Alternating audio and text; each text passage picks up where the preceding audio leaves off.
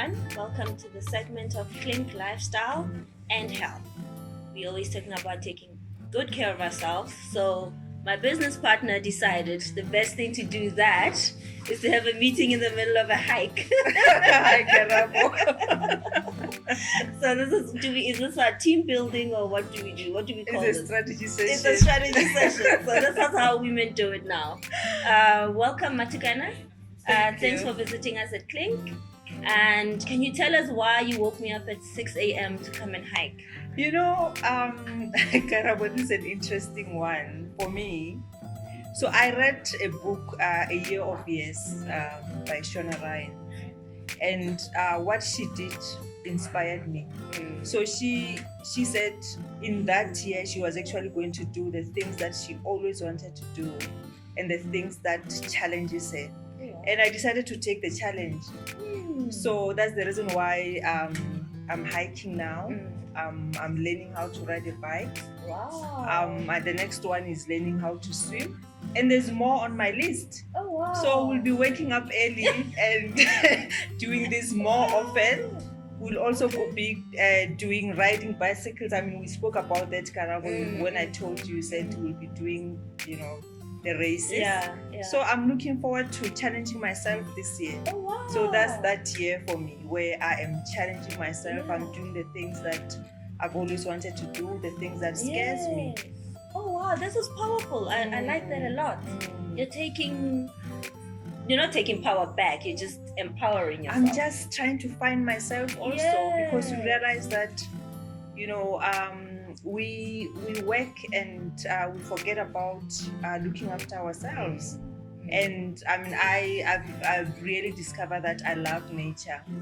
When I'm out here, I'm very happy. Yes. This is a happy space for me. Yes, and you want more. And I want more of it. That is why I've invited you, so that we can do this together. It is team building. And it also, gives you fresh perspective. Yeah, how did you find it? I enjoyed it. The first half was brutal. I thought I'm fairly fit, but it was uphill, but it was beautiful. It's beautiful. The river, the nature, the whole thing was amazing. It's a beautiful. It is. But then what is the key takeaway then? What so you've done the hike, you're one with nature, you ticked the box of what you wanted to do. What does that say? You can do more. You know what? I think for me, it's just like I said, I'm learning what I like, and it's just discovering myself. I've done the hike. I thought, okay, I'm going to tick. I've done the hike, but it doesn't look like it. It looks like more of it. Yeah. So I'll be doing more of it. I mean, planning to do Zigama, which we'll definitely plan. Towards the end of the year. Apparently it's a beautiful one. No, it's beautiful. So I think this will also, it will give us an opportunity to just travel. South Africa is beautiful, Karabo. Yes. We don't explore it enough. We don't explore it enough. So this will give us that opportunity for us to travel our country and raise that SA flag and do what we like. But what does that say about changing the way business is done? This brings a different perspective to what is usually expected of business partners, right? That we are women, we've got full lives, but we still find time for ourselves. It's beautiful. But is that the in your view the new norm? Do you find that women are finding creative ways to do their own thing? I think so. And isn't it beautiful though? Isn't it beautiful? It is. For us to be doing 10 kilometers or 7 kilometers and talking about our business. Yeah. Isn't it refreshing? Yeah, it is. But speaking of that, what do you think women are struggling with today? I mean, our moms were struggling with raising us under apartheid laws. They couldn't be their best because the system didn't allow them to develop to a point where they can live their best lives. And here we are. A friend of mine says we are ancestors' dreams. This is what they dreamt for themselves, and we are living that life. What do you think we are struggling with going forward? Karabo, our struggles are different, and we can talk about our own personal struggles, but you as black women going into that bedroom, we do have our own fears as well. I remember going into that bedroom and addressing the CEO or whoever with using their same name, like Paul. I'm just thinking my grandmother will say, how can you even call him This Paul? is a So we're struggling with it, and we are taught to respect. We are taught not to raise our voices. Yeah. We are not to look at them straight in the eyes. So it's all against what we've been taught.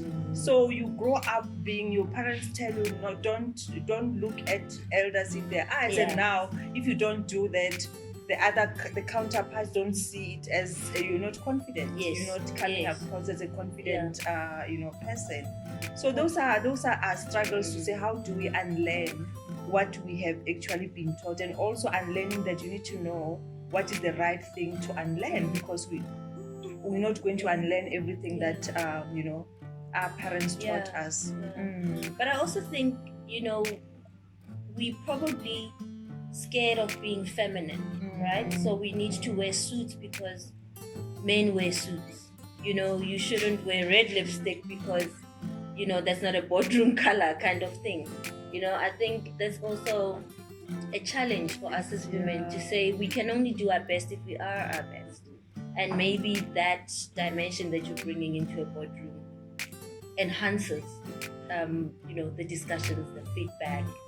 Okay, that's very interesting. And your views on black text, is there such a thing? You know what? I don't even know or even understand why we call it black text. Because, as I'm sitting here, helping whoever, my family, my cousins, just give me that, it gives me a lot of pleasure because, I'm sitting here, I'm saying my parents compromised everything that they had for me to be able to go to university, for me to achieve what I've achieved. So looking back and saying, this is now my time to help where I can. It shouldn't be called black text. It shouldn't be. I mean, it goes to the concept of servant leadership, right? Yes. That you being a leader in the family means you have a responsibility to those that need help, and that goes to society in general. It goes to leadership as a concept. So that you are successful and there were sacrifices made for you, it also calls for you to acknowledge 100%. that you're not alone. You're not an island, and we're a community as black people. So if you're the only successful one, how is it going to help the next person? It doesn't. And also, I mean, what I find is, how do you even enjoy what you have if you can't share it with your siblings? Because, I'll give you a personal story where, when we go home, my people will think that your kids are better than their kids because you speak, Good English. So isn't it better for us to uplift each other so that obviously we're all not going to be on the same level, but so that we can all enjoy our blessings. And is there such a thing as work-life balance?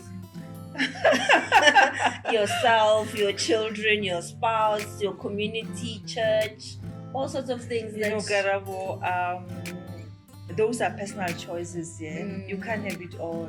There's absolutely I've seen it that it's very difficult to get that. So you've got to choose what is important to you at a particular time. So you if you are called into a meeting, into a boardroom, either you go and support your son or you go into the boardroom. So you can't have it all. So my story is different because Bunolo and Tumi went to boarding school. And I mean, those are just some of the reasons why I took them to boarding school, because you find yourself living with, questioning yourself whether I'm doing whether I'm doing enough for them or not. And but my view is you can't have it all. As long as you've got the best support, if you can afford it, then I use that. But the one thing I realized is, women don't necessarily know that therein lies the power, the ability to afford help. We want to be super women, we want to be able to do it all, and I don't know why that needs to validate us. You've got the means now to ask for support or to afford support, and it's okay that you fail at this balance thing. And I don't even know who came up with that with that concept of balance, because it will never be balanced. And in the midst of all that, we forget to take care of ourselves. Because we're serving everyone and we have nothing left for ourselves. So, let's call it. We have the money now to afford it. And I think we can also teach our spouses how to get used to that idea, because that's also another thing. We were talking about challenges today, to unlearn. All of us, both sexes, have to unlearn our socialization, because that also creates conflict. And how are you finding it? Because you also have... I've got help. I take help. I teach my kids that I'm not always available. I do take time for myself. I'm very strict about that. I design my life in such a way that I do have me time. And when I'm present, I'm present.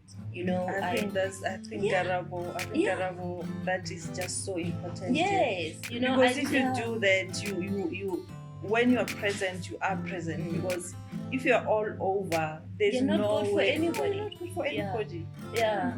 And I try to incorporate my life around my kids, because they're young enough, so we can take a hike together. We can have a physical exercise together. We can go to the salon together. Those are little moments. In that moment. Yeah. But when I have to work, I have to work. And they understand that. So we try. And to accept, be kind to yourself. You're not gonna get it. It's never going to be perfect. And COVID, how has that treated you? I think personally it has given me an opportunity to get closer to the kids' family.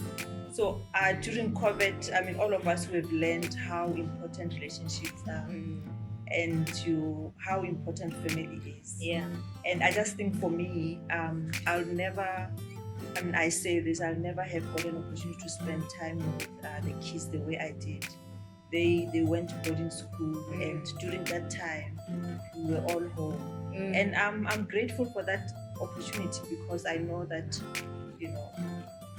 we wouldn't have got an opportunity to spend time together. And you probably would not have known them, because they've been in boarding school during critical growing phase of their lives. So it gave you time to catch up with who they are now as young adults. And those relationships that you built during that time, the relationship that I have with them now is just amazing. And I'm grateful for that time that we were forced to be home, and we were forced to just spend time as a family. Fantastic. And how are you finding looking after yourself during level 5? Like when we couldn't go anywhere, no gym. I don't know if the